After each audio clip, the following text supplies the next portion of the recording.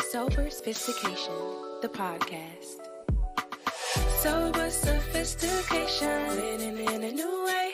It's alcohol free, where sober meets classy. Live your best life and sip with us. Sophistication is a must. We're winning in a new way, where sober meets classy.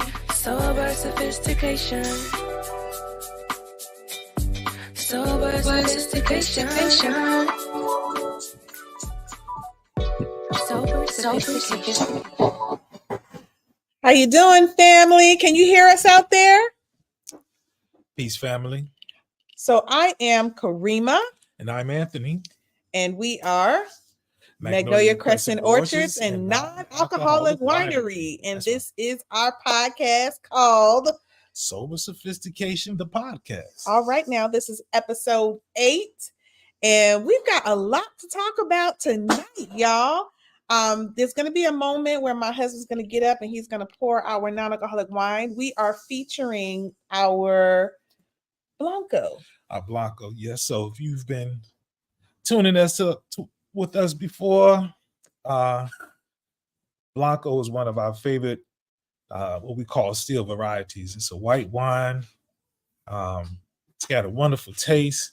You know, some consider a dry white wine. It's not so dry that, you know, like dry. Yeah, it's not that kind of it's dry. not that dry.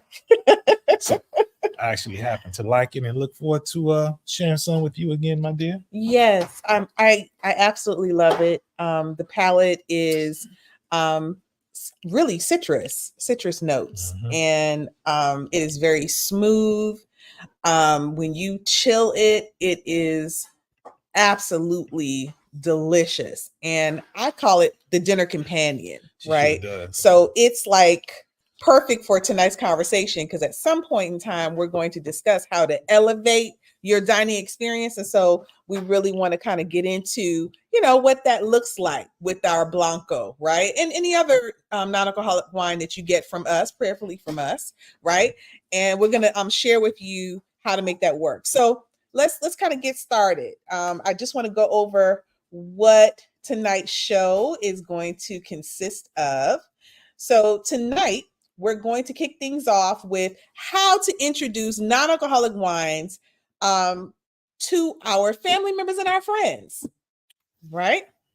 Sounds good. Sounds very practical. Yeah, I mean, look, I don't know about you, but my mom and dad, I remember the first time we introduced our non-alcoholic wine. I remember the first time we told them we were going to start offering non-alcoholic wines, and they were like, oh, well, you know, we get our wines from, you know, our favorite place is Chile, and we, you know, everywhere we go in the world, we make sure that we get a bottle of wine from there. And that's awesome, right? Yeah. And that's usually the response, especially when you're talking to people who are wine connoisseurs. And my parents are definitely wine connoisseurs, right? However, there are times, I'm sorry, y'all, I'm going to take these off because these are bothering me. Okay.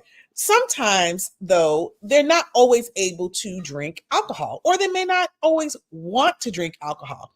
And so I think the first non-alcoholic wine that we started them off with was, I think it was a Merlot. I believe so. Yeah, it was a Merlot. So I told my mother, and she's like, okay, we'll just drop it off, you know, and we'll try it. So we dropped it off, and I didn't hear anything. So I said, I wonder if it was okay, right? So we told them we were getting ready to go out of town. I forgot where we were going. It might have even been Barbados or something, but we said, okay, we're going out of town. And so my mom called and was like, before you leave, can you bring another bottle of that non-alcoholic Merlot? I said, oh, you liked it. Okay. So that's what kind of made me decide, hey, why don't we have that as a part of our conversation tonight? Sure. Because, you know, I think other people are in a similar situation where they want to either, you know, they're sober curious and they just want to kind of give alcohol, you know, a pause, right? Or they're wine connoisseurs and you know, maybe some health challenges or something, or maybe they're on a wellness kick. They want to lose some weight, want to shed some pounds. They don't really quite know how to communicate that to their friends without being the laughing stock of their next family event, right? Which I think this time of the year is like family reunion time of the year. So you can only imagine, like, that's clowning season. Okay. So I can only imagine that they, you know, would appreciate some ways of introducing it. What do you think?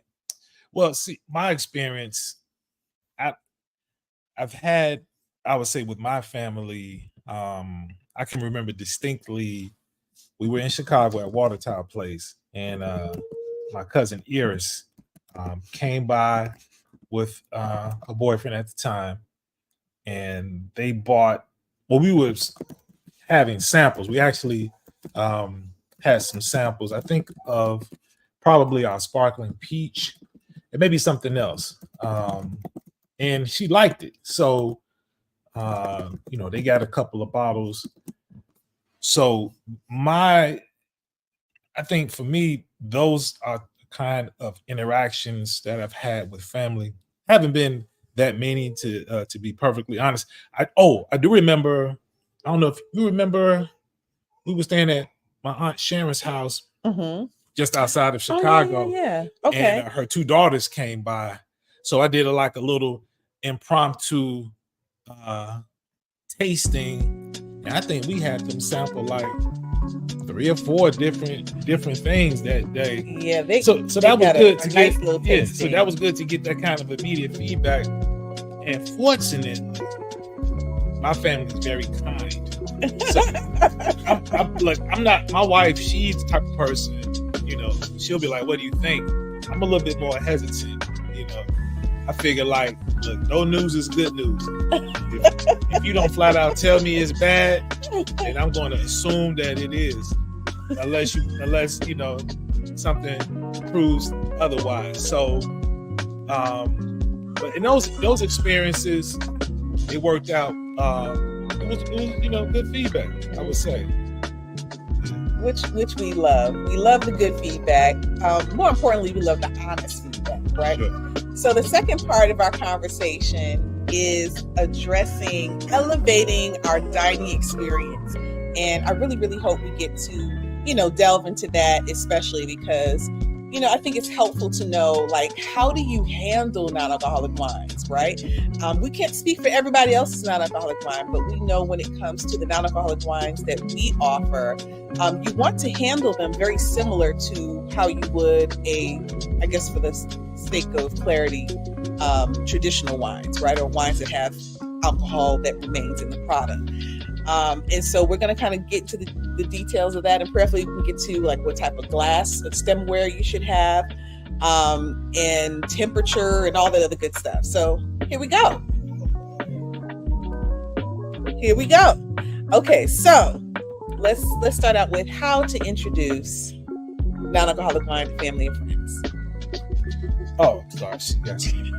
Some paperwork here. Yes, gotta have some supportive information. Okay. Some supportive data is right there, babe. Oh, okay. Yes. Right there on top. The script. All right. So the first thing is, this is not chronological, right? You can explain. So explaining to them is one way, and it says you can explain to people that you're not drinking. So, for example, go to an event, like my wife was saying, we're about to get into family reunion season. We are kind of still in graduation season. We have Memorial Day weekend coming up. And so, people going to be drinking. Right. They invite you to a cookout. Mm-hmm. It's going to be some drinking going on. Mm-hmm. And then let's role play a little bit. Okay, so we're at the family reunion. Yes. Okay. Hey, cuz. How you doing? Good to see you. Good to see you well. Okay. So look, I done brought that new what do they call it? Ciroc? I done brought the Ciroc. Look, here. Come have some. No. You know what? I'm good. You sure? I'm straight. Look. What's going on? Man, I you stopped stink. drinking. No, I'm you not got sick. I don't have nothing. Oh, well, how come you not drinking? Quit drinking. What? Yeah, but check this out. Even though I stopped drinking alcohol, found some delicious non-alcoholic wine that to me gives me the same taste, and I don't miss the alcohol. I don't miss the effect, the negative effect of alcohol. I'm not getting queasy. I don't feel like I'm about to Earl. When it's time to leave, I can drive safely. Yeah, that's I'm not veering through the lanes. I ain't got to worry about being pulled over. That's true. And then when I get up tomorrow to go to church or to the mosque, I don't got to worry about having no hangover. Man, you right about that, cuz. How do you think about that? Yeah, so you got something with you? Absolutely. Glad you asked. Hook me up. I'm gonna give you a little bit though. Just a little bit. Because y'all people who like to drink, y'all like to talk crazy. But y'all chase it. Then it's like, well, let me give me no. I'm gonna give you a little bit. Oh, don't do me like that, cuz. Don't do me like that. Love you, but Okay, so what y'all think? She said she liked that dry safely. Okay. So that's one way that you can kind of, get that point. I think you did an excellent job, right? Thank you very much. Likewise. Thank you. Right. Look, I know how the cuz be. Yeah, that was rough. But my husband is right. It never fails that, anytime we are at an occasion and we bring non-alcoholic wine, like they'll tease you a little bit about it, but then when they have some, it's like, this is good. You got to get through that first, because they're gonna joke, they're gonna clown, and that's how it is up front. But then once you kind of wade through that, they calm down a little bit, and you can have a real conversation with them. So don't fall out with them. They start, you know what I'm saying? Just let them get up off their chest. It's a part of the experience. We all know what it's like. So yes, it's definitely a part of the experience. Yeah. Okay, so what's the next one? Okay, serve mocktails. It's another strategy. Mocktails look like regular cocktails, but don't contain alcohol. Some examples include Shirley Temples, Virgin Marys, or Virgin Coladas. So what we do as Magnolia Crescent, one of the, in addition to providing non-alcoholic wine and sparkling tea for purchase online, we also do mocktail. This is one of the services that we provide, what we call Mocktail Fest. So we debuted this this was around the 4th of July holiday last year in Chicago at Market by Macy's, and we had 4 mocktails that we offered to customers. We were there for 3 days, and to my surprise, and I think to hers, yes, it was a huge success. Huge. But so we didn't do any of these drinks. You know what I mean? No, we had a fresh.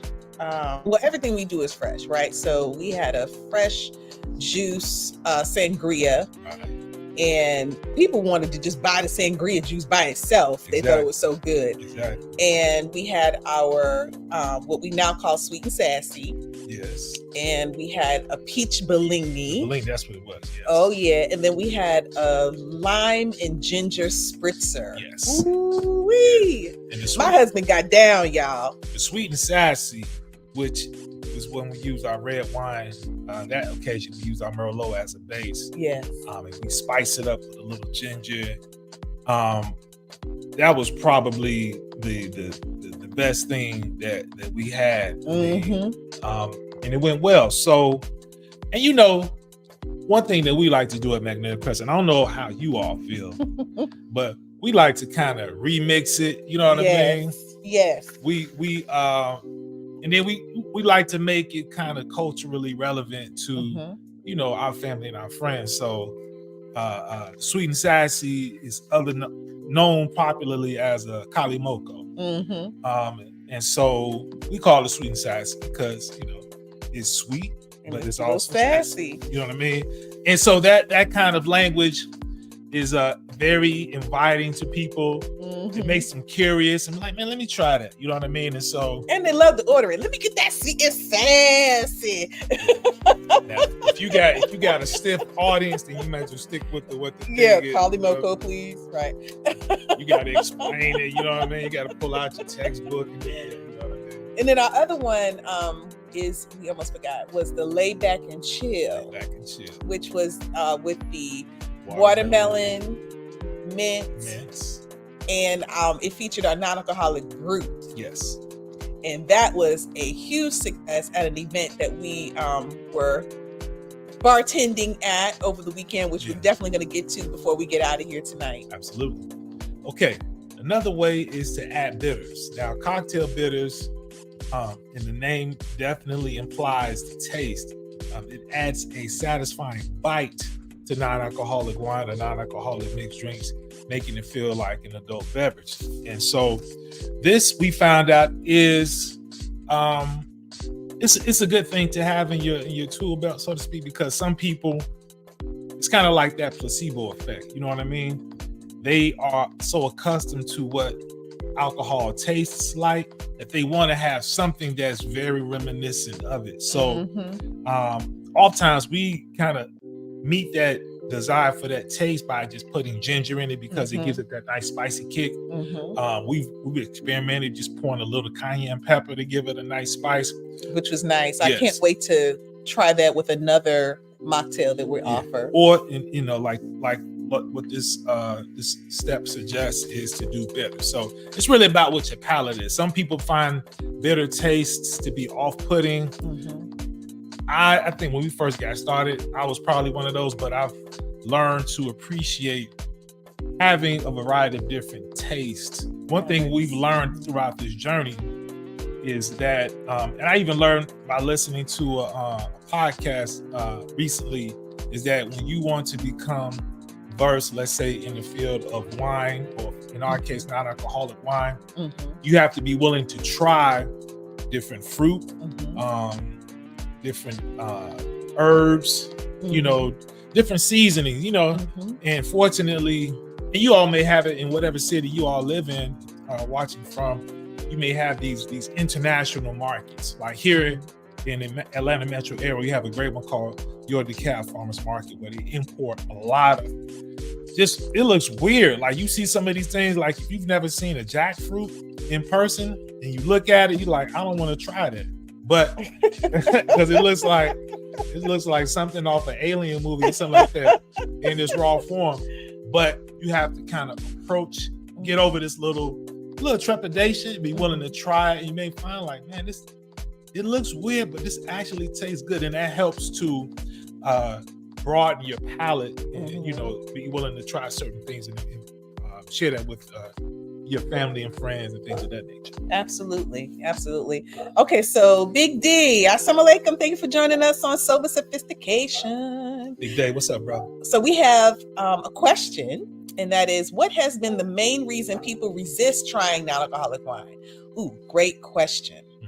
I think it's just the sound non-alcoholic wine. I don't think that's one thing that I think I've come across just from us doing events, is just hearing the words non-alcoholic wine. I think it's almost counterintuitive. Yes. Where they're like, okay, how can it be wine and then it has no alcohol in it? They're kind of stuck, like they don't know how to internalize that.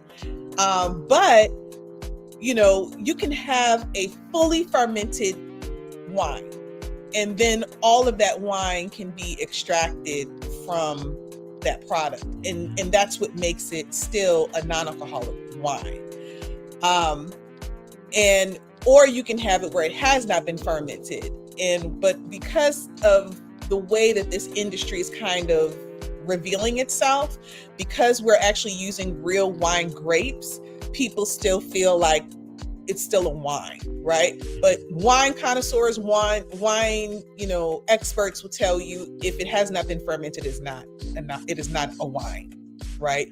And even when my husband and I, we took the WSET 1, that is the universal or internationally recognized definition of wine, is a wine product that has been fully fermented. So that's technically the wine, right? But here's the other part of this conversation. There are some people that they use the language non-alcoholic wine even though they don't want any parts of alcohol, okay?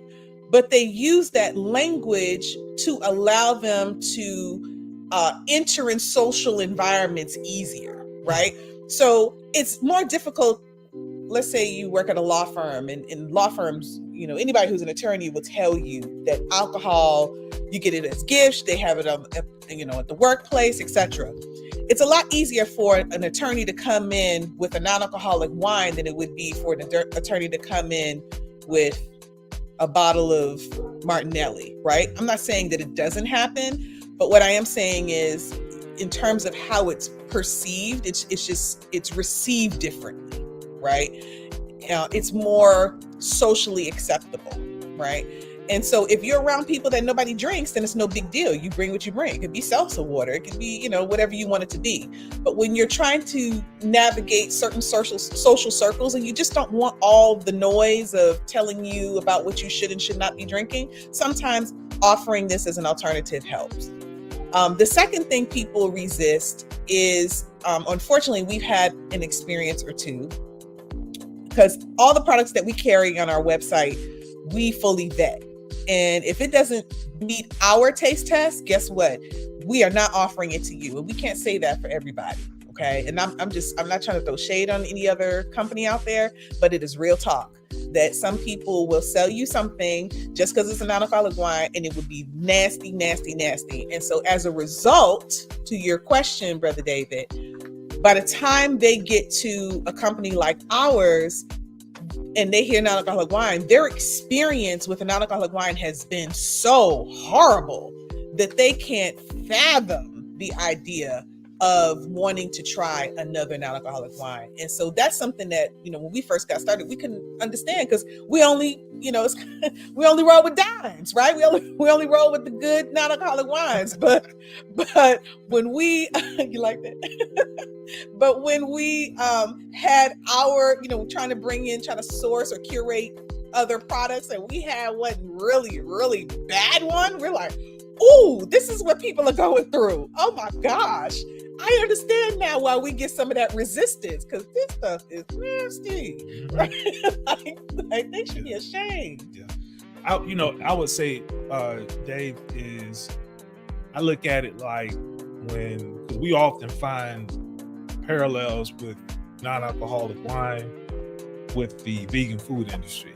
And I remember back in the day when, they used to have the Boca burger back in the day. If I wanted to, try some meatless burgers, it was the Boca burger. And it was cool. But now, with the advent of, Impossible Burgers and Beyond Burgers, you see how they are becoming a little bit more, I would say, proficient in replicating the texture of meat, finding ways to replicate the taste so that it becomes a little closer to what you're used to. So I think that is the initial, is that they are afraid that it won't taste. You know what I mean? Non-alcoholic wine is just like, I'm afraid it's just not going to taste. I don't know if they're afraid to be let down, like their feelings are going to get hurt or something like that. Not the feelings. Yeah, or, I don't know. I can understand being hesitant to buy it, because obviously there's a cost investment that you put. Right. But like we've experienced where people don't even want to, you got a free sample and they don't even want to approach it. And also, to be quite honest, people associate wine with just getting buzz. Yeah. And so if you put up front that this does not have any alcohol, they don't even want to approach it. And when I did used to drink alcohol, I can attest, I didn't drink alcoholic beverage because of the taste. I didn't like the taste that much. So if it was me back in those days, if you take the alcohol out of it, I'm like, what am I doing? Like, it's not giving me what I want, period, because I didn't want the taste of it. You know what I mean? I know wine drinkers are a little bit, I wasn't a wine drinker when I did consume alcohol. It was cheap wine, like some wild Irish rolls or some, you know what I mean? Stuff that be $2 a pint or something like that. But anyway, so you know what I'm saying? But I can understand from that perspective, like, nah, if I don't really like the taste of it. If it's not going to give me what I'm looking for, I'll pass. All right, let's see. What else we got here? We had another comment that came in. How you doing? Well, first we want to say thank you to everybody who was on, who joined us tonight. Sister Monica, Brother David. I missed somebody. I know I missed somebody. Who did I miss? Is that it? I think it's that we can see. Okay, Sister Monica is saying, instead of non-alcoholic, I find some of the wine list of establishments listed with other drinks and list as alcohol removed. Okay, excellent. So alcohol removed, non-alcoholic, and de-alcoholized. de-alcoholized is the same thing. Yes. Okay. What is different is alcohol free. Okay. So, okay, I don't know if I've told this story or not about, when we were first getting started, but we came in at a relatively early time in this new dispensation, I should say, of non-alcoholic wines, right? And so it's an ever evolving industry. And as such, the language is also evolving with it. So when we first came in, the only language that was pretty much used was non-alcoholic to define alcohol, or to define non-alcoholic wines that have from 0 to, I think, 0.09% alcohol, or alcohol by volume, or ABV, right? Since then, which is also an FDA qualification, right? However, alcohol free is really more accurate in terms of what we actually carry, right? Because all of our products are 0.0 ABV. So this is where it becomes kind of tricky for those who are looking for a non-alcoholic product that has absolutely no alcohol whatsoever. It can be labeled alcohol removed, non-alcoholic, and still have alcohol in it. Ooh, I know some people got hurt on that one. Right? I'm not going to name any brands, but it's a common brand that a lot of people drink because it's available, it's easily accessible. But if you turn that bottle around and you check the ABV, it's not going to read 0.0. Okay? So if that's what if you're looking, thank you, Sister Monica, for that point. So if you're looking for 0.0, really, really check that ABV. That's what's going to tell you what the alcohol by volume is in that particular product. On our website, you can feel free as a bird to order whatever you want to order and know that it's completely alcohol free. Okay.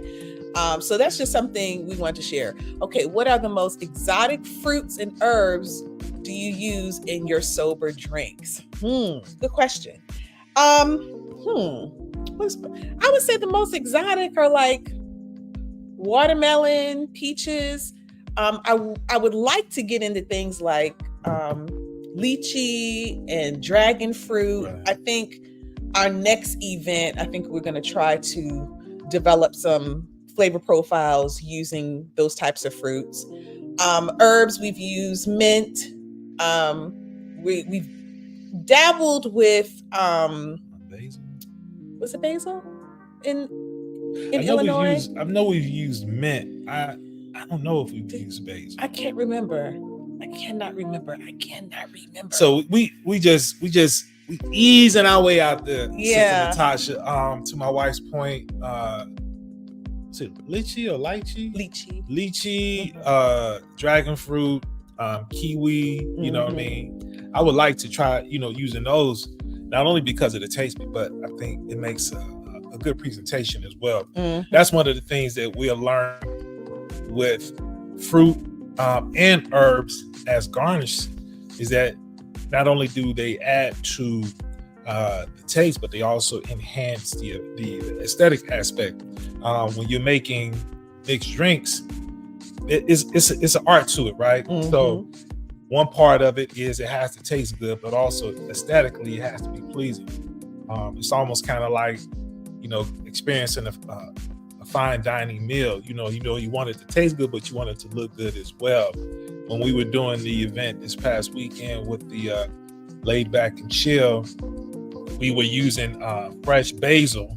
Mint. Fresh mint.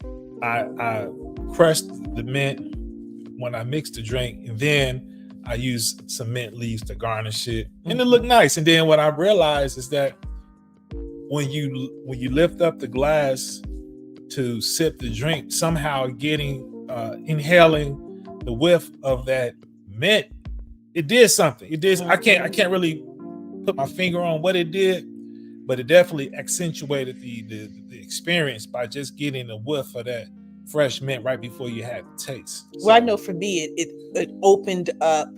It opened me up to be able to really experience that watermelon. Because sometimes when you have watermelon just by itself, people give you a watermelon drink and it doesn't really taste like watermelon. But what we were offering, you could taste the watermelon, and something about that mint really just enhanced that, and it just made it taste so fresh. And then you got the hint of the mint in the beverage along with the ginger, and it was delicious. I have to say that was like our best seller that night, even though Sweet and Sassy sold very well too. Don't sleep. But that laid back and chill, like people were sending people to us saying, yo, order that laid back chill, you know, which we love. We absolutely love. Thank you so much for your question, Sister Natasha. All right. Sister Monica said ginger with a pinch of cayenne. I think she means takes me back, y'all. Kind of like a smooth cognac. All right, now you telling on yourself now, Sister Monica. Okay.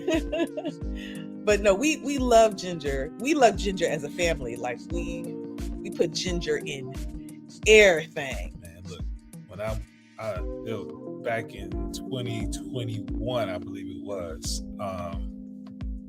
No, I think it was 2022. I spent 3 weeks in Vermont, and I had some ginger infused ice cream and sorbet. And I couldn't get enough of that stuff. I mean, really. you want to rope me in instead of putting cheese in the trap, put like something with some ginger in it. A ginger chew or something. A ginger scone or something like that. Ooh, and we're back. Yeah, sorry about that. You saw him go on a little trip, right? Man, straight up went down the street. Okay, so this weekend, this is a great segue. Gotcha. So because we're at that halfway mark, and I want to make sure we get to the other part of our conversation, but we could not, and I mean not, have this show this evening and not talk about this weekend. For those of you who came out on Saturday to Belle de Couture presents Beyond the Runway, yes, with Sister Dorothea. Hats off to Sister Dorothea. Absolutely. Woo! That was probably the best fashion show I have ever attended. And I didn't even get to see it. I had to watch the photographs and video footage online, y'all, because we were working, right?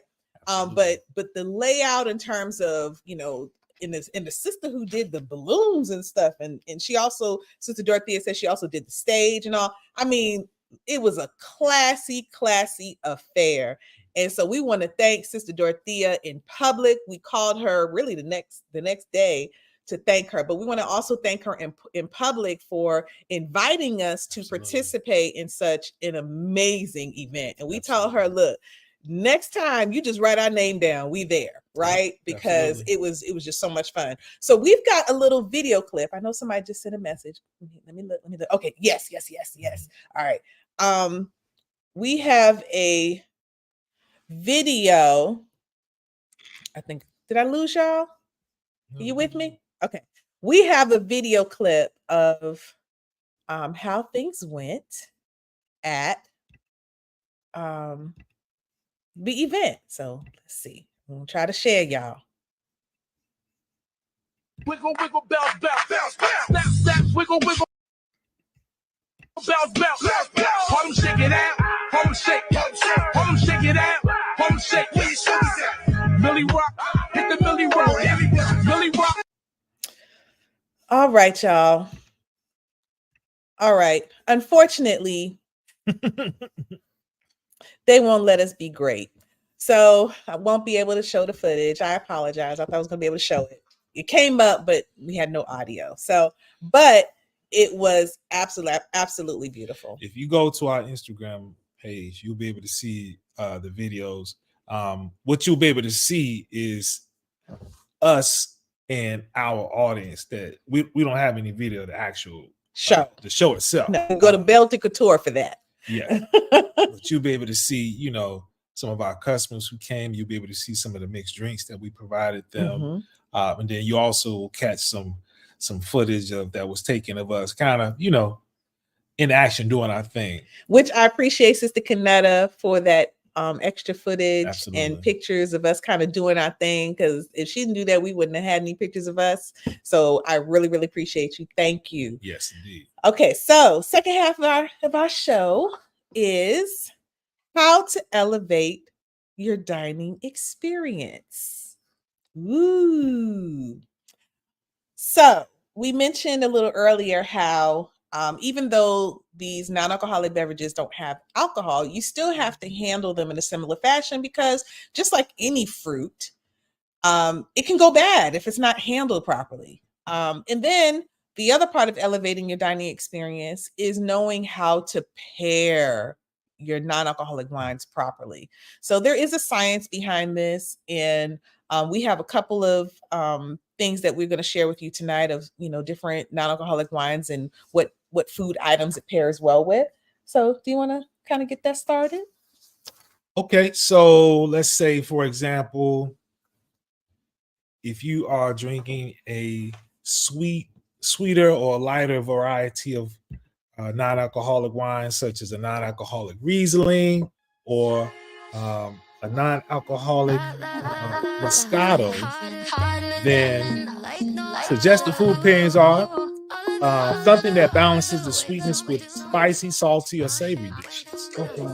For instance, a non-alcoholic Riesling with a spicy Thai curry. That actually sounds pretty good. That sounds delicious. To create a harmonious balance of flavors. You like that, don't you? Harmonious. You gotta do like this. Harmonious balance of flavors. Non-alcoholic Moscato can be a delightful match for desserts, such as fruit tarts or caramelized creme brulee. Ooh. Yeah. Because Moscato is what they call a dinner wine. You know what I mean? Mm-hmm. So another example. So for a dry white wine with what's called minerality. When you start getting into become a proficient in tasting wine, they will say, and it sounds kind of weird when I first heard it, they will talk about different types of minerals, you know what I mean? And I mean like minerals, like, I don't know, some kind of dirt or something almost. Okay, so minerality in wine is a term used by wine writers and critics to describe a wine's unique attributes. Mm-hmm. It can refer to a wine's flavor profile, aroma, or mouthfeel. There it is. Minerality is often associated with white wines such as Riesling, Sauvignon Blanc, and others, but some red wines can also have mineral qualities as well. Okay, so examples of this would be a non-alcoholic Sauvignon Blanc or a non-alcoholic Champagne. Mm-hmm. And we actually have our non-alcoholic Blanco, which is actually, it's not Sauvignon Blanc, it's made with Aaron white grapes. And then we also have our sparkling brut, just in case.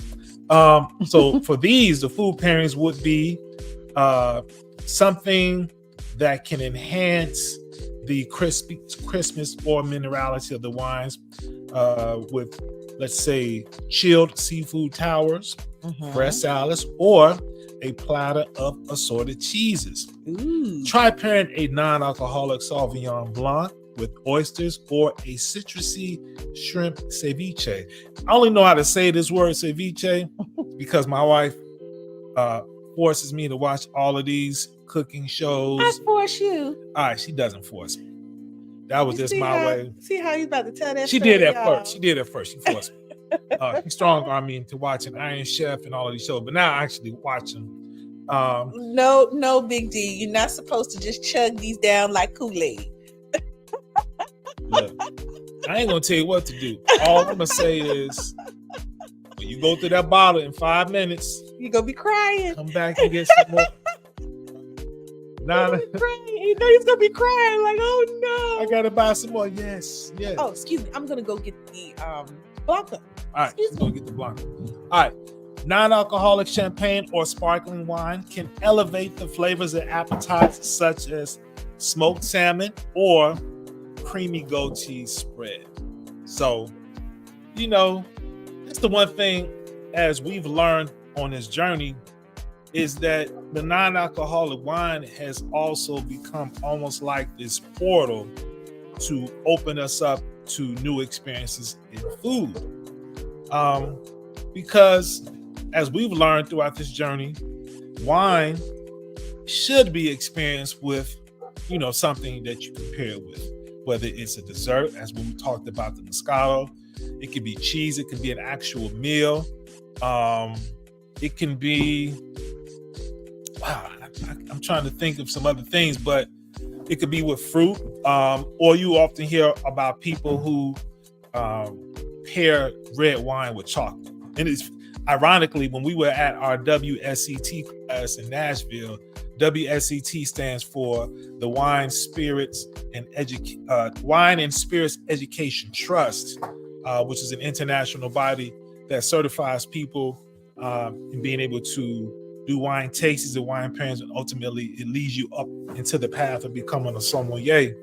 But they were saying it actually is, it's not the best to pair chocolate with red wine. Go figure. But my point is that it's good to have wine with something else other than itself. So, so your point, Dave, just take it easy. Tasting it should be an experience. It should be an experience as we learned taking the WSET class.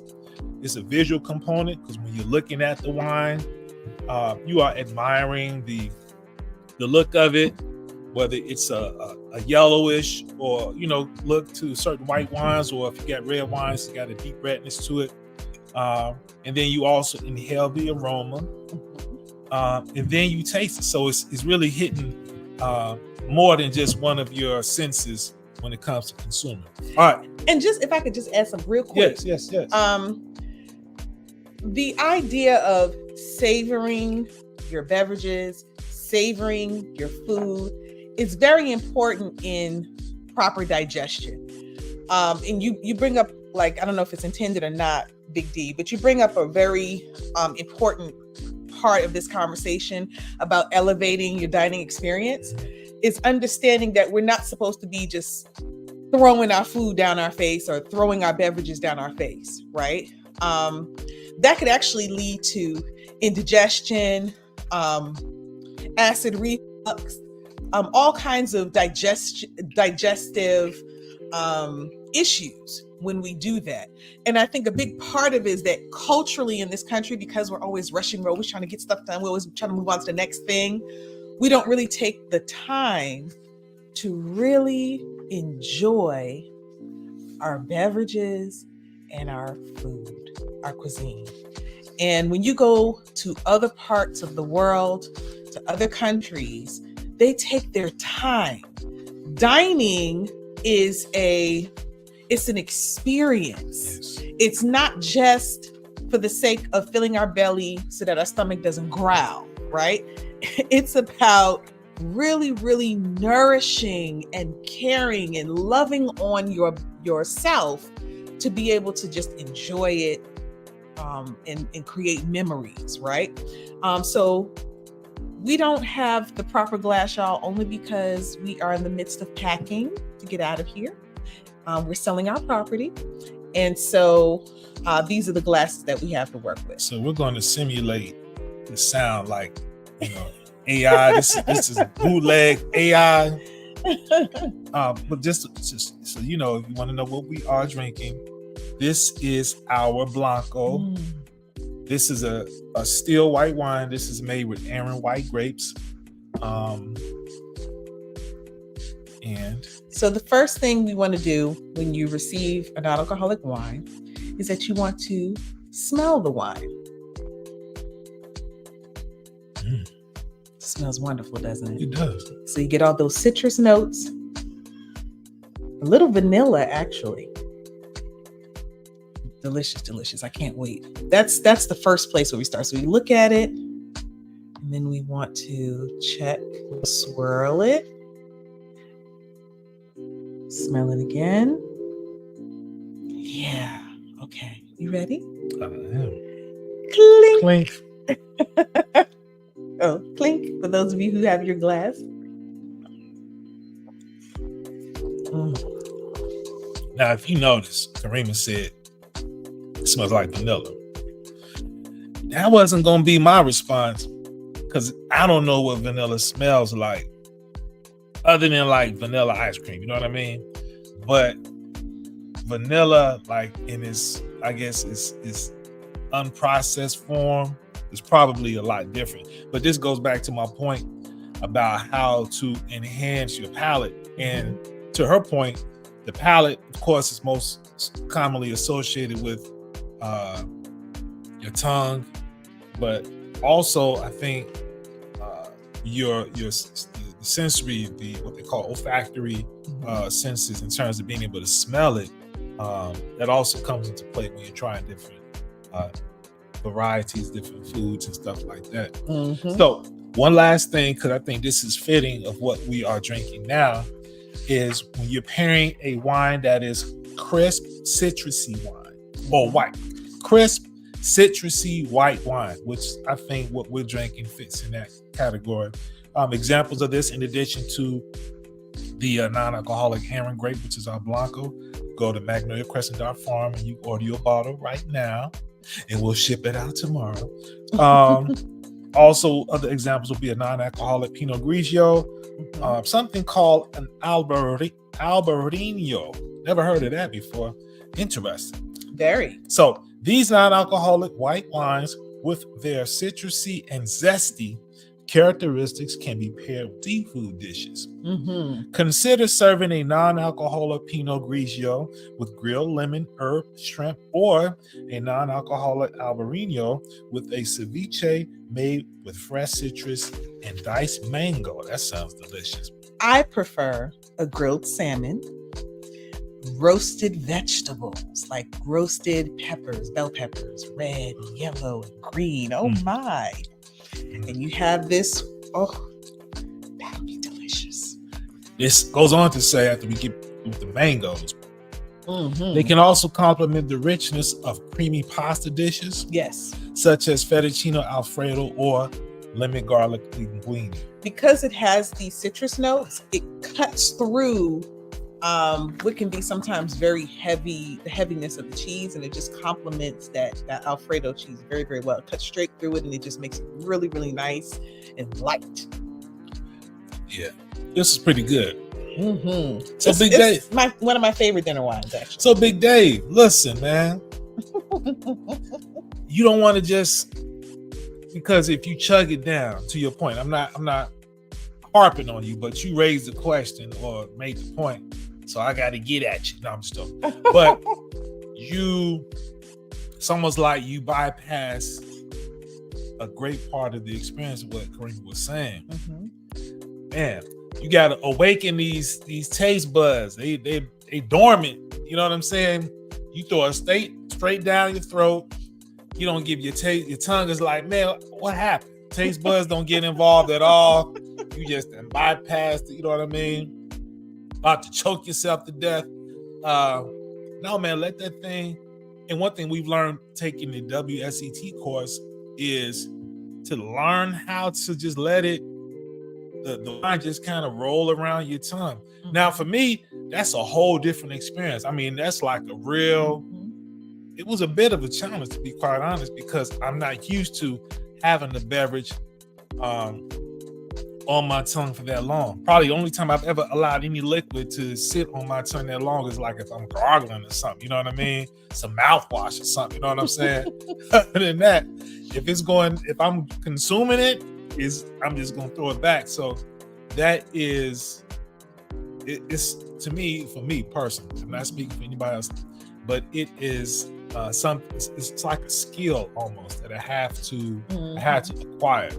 I haven't quite gotten it figured out just yet, but it's like when you exercising, you trying a new exercise, and you feel like, man, I had muscles I never even knew I had before.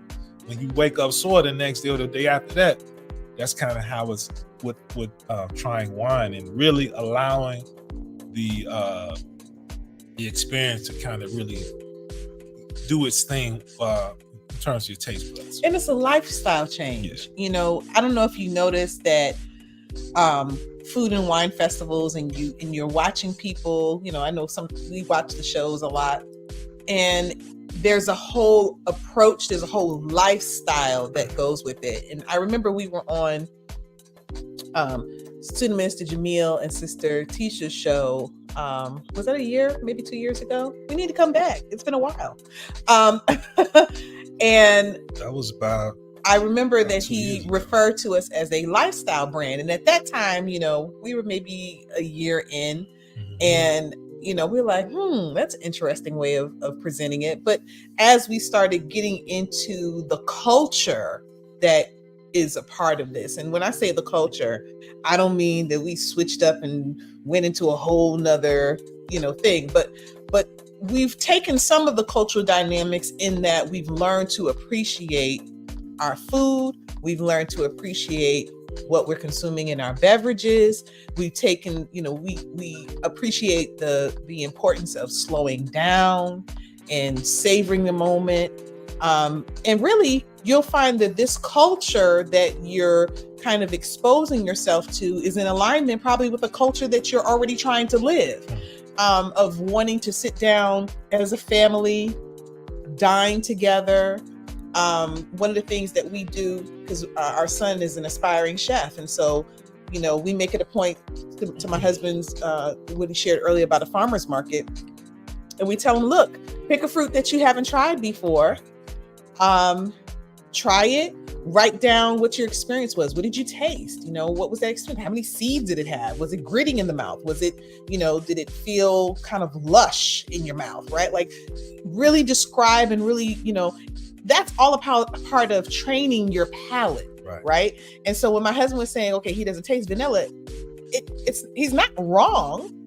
It's just that my palate is trained differently from his. Yes. It's not a right or wrong. It's just different, right? And so because I had experiences tasting, you know, vanilla and different things, what have you, I can recall it when I sip on a non-alcoholic wine in a way that his palate is not recalling, right? And there may be something else that he's picking up that I don't pick up, right?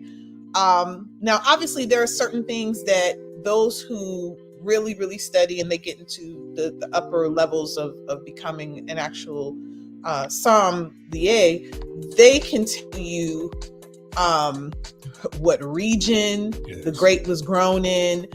Sometimes they'll tell you they smell hints of manure, right? That was a part of the fertilization process of those wine grapes. I mean, they'll tell you sometimes that they taste tobacco and some of that because of the fact that the wine grapes may have been fermented in maybe an oak barrel versus other barrels. That's what I was getting to. You know, so there is a science behind this, but then there's also as a part of the science is something that we can educate our palates on. We can train our palates, but it takes time. We have to take the time to expose ourselves, right?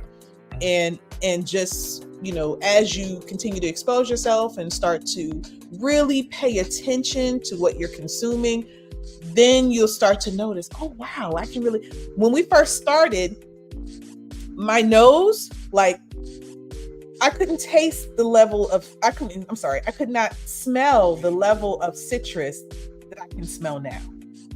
Completely different. Sure. I could vaguely get a little bit of, you know, especially this one. I was like, and then we had another one when we first started. It was the Le Petit Beret. That one, I definitely, you know, but as time went on, I was like, okay, yeah, I do. I can smell it. Or our So Jenny Blanco, I can smell the floral notes. For a long time, I could not. Like, it tasted good, but I couldn't smell the floral notes. So it takes time. It takes a lot of time. I think, for me, speaking for myself, my palate was very hood and ratchet. Oh, don't say that, honey. Just saying. Hood and ratchet. It was hood and ratchet. No. And Karima's palate is bougie, you know what I mean? Oh, well. deny that. Okay. I'm just saying, like, I'm not trying to be, I'm not trying to take shots at myself, but I'm just saying, like, I'm saying that in a funny way to say how often, those of us, speaking specifically about us as Black people, born in America, a lot of us don't have these experiences or even a desire to try things that go outside of our comfort zone. So the foods that we eat, you know how it is, man. When you get a little money, you think having fine dining initially may be going to Red Lobster or Olive Garden or something like that.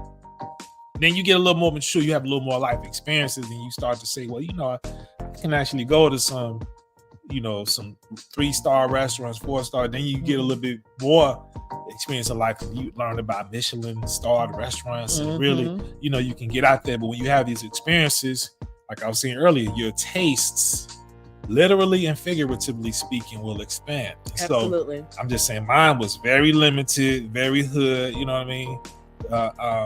I'm just saying.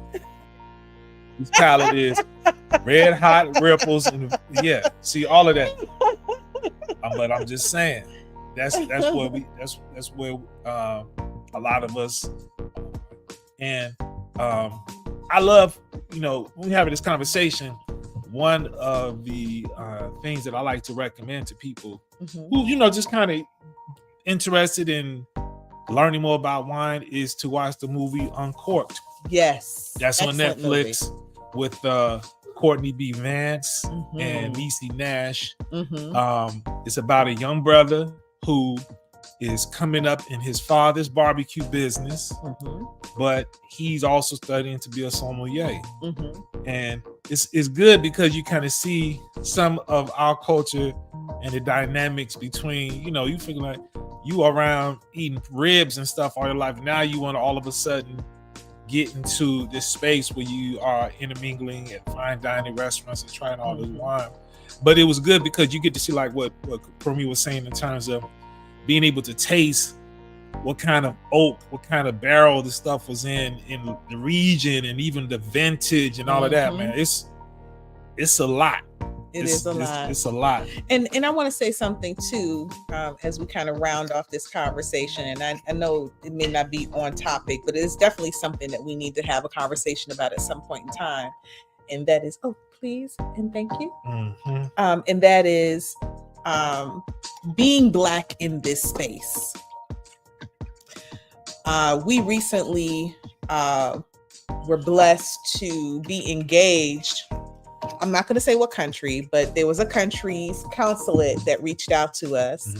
And first, it was a blessing because it signaled that we've been doing a lot of work in this space, and it's being recognized in ways that we never even imagined.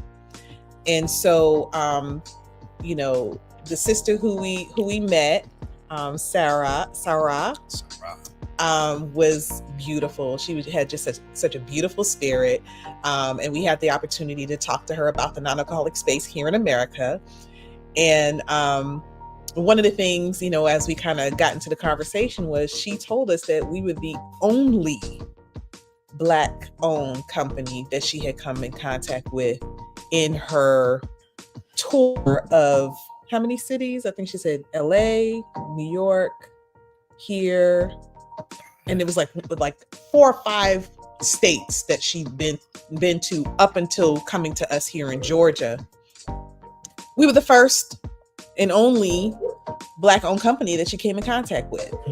And so that was huge. Like, that was really part of what we ran into when we first started trying to enter in this space. And so at some point in time, I would love for us to have a conversation about that and what that's like for us and for others. Obviously, since then, we've met more Black-owned companies in this space, but I can assure you, I would be surprised if we make even a 1% of the non-alcoholic wine space in particular. I know we make 2% from what she was sharing in the alcohol wine space. And of course, one of the leading wineries is the McBride sisters, who I absolutely love and adore. Happy birthday, by the way. And so that's something that we definitely, need to talk about. So rounding things up, we have a little news in this non-alcoholic wine space. So, we were kind of, I was surfing today and I came across some sad news. It reads, "It is with a mix of sadness and gratitude that I announce the official closing of TAUTILA Wines as of June 1st, 2024. Starting this journey in the fall of 2020 as a creative outlet to express my experiences with sobriety, as well as my passion for the dining experience, has been one of the most fulfilling moments of my life. And I'm deeply thankful for the incredible support and enthusiasm you've shown. My mission to provide delicious, sophisticated adult non-alcoholic wines led to unforgettable milestones, like seeing my sparkling rosé featured in the new Sex and the City series. Your support made all of this possible, and I couldn't have done it without you. As I close this chapter, I will forever cherish the connections and memories made together. What an incredible journey this has been. Your support has been my greatest inspiration, and I am proud of what was achieved." And then, of course, she goes on there and she says, "Thank you so much from the bottom of my heart." Okay. "For being a part of the TAUTILA Wines journey." So we just want to say, congratulations to Donagella Kovac for introducing your non-alcoholic wine to the mass market the way that you have. You definitely deserve all the applause for everything that you've done to help to make this journey that much easier for us. And we wish you the best in your next chapter. And we thank you. Absolutely. Yeah. All right. So All right, I think that's it, y'all. Did you enjoy the show this evening? I hope you had some things to take away from it. I know we enjoyed every moment. And when we get off air, we're going to continue to enjoy our Blanco. Please be sure, please follow us on Instagram, y'all. We are on Instagram at Magnolia Crescent Orchards with an S. You can also subscribe and like this show and all the other podcast episodes that we have. Thank you, honey. That's our Instagram, Magnolia Crescent Orchards. That's also how you can follow us on Facebook as well. But please follow us on Instagram. And then on YouTube, you can also pick us up, subscribe to our channel, and turn on your notifications. So whenever Sober Sophistication, the podcast, comes on, you will be the first to be notified. Did you have anything else you want to share, babe? I did not. Thank you all. We appreciate everybody who tuned in. Thank you for the engagement. Yes. And y'all came through. Our next episode is going to be Thursday, June 6th. And we were hoping to have a special guest this evening, but prayerfully we can get her to come on the 6th of June. yes. But I think we had a pretty good show in spite of. I think we enjoyed ourselves. I thought it was pretty fun. I always enjoy myself. I know I do. And we're going to keep enjoying ourselves with our Blanco. And so if you would like to bring Magnolia Crescent Orchards to your next event, you can either call us at 404-287-5231, or you can also go onto our website, magnoliacrescent.farm, and drop us a line in our contact page. And we are very responsive. And we'll definitely, love to be at your next event. We can offer either our one of two services, our pop up and pour, where your guests get the opportunity to try 4 to 5 selections of our non-alcoholic wine with this wonderful music mix, urban classics. Or you can choose Mocktail Fest, where we come and my husband, who is the sober bar, alcohol free bar, bartending extraordinaire, mixologist, all that, right? Then yeah, that's a lot, but you wear all those hats. Get it? Hats? Okay. And of course I come through with the jokes. And I ring you up. Right. That ain't no joke. So, but we would love to come to your next event, whether it's a fashion show, whether it's a birthday celebration, milestone celebration, wedding anniversary, what else? Baby showers. bar mitzvahs, bat mitzvahs, we do it all. Okay. So thank you so much. And I guess we're about to get out of here. Peace. Sober Sophistication, the podcast. Hey. Sober Sophistication in a new way. It's alcohol free. With sober meets classy. Live your best life and sip without sophistication is a must. We're winning in a new way. With sober meets classy. Sober Sophistication. Sober Sophistication.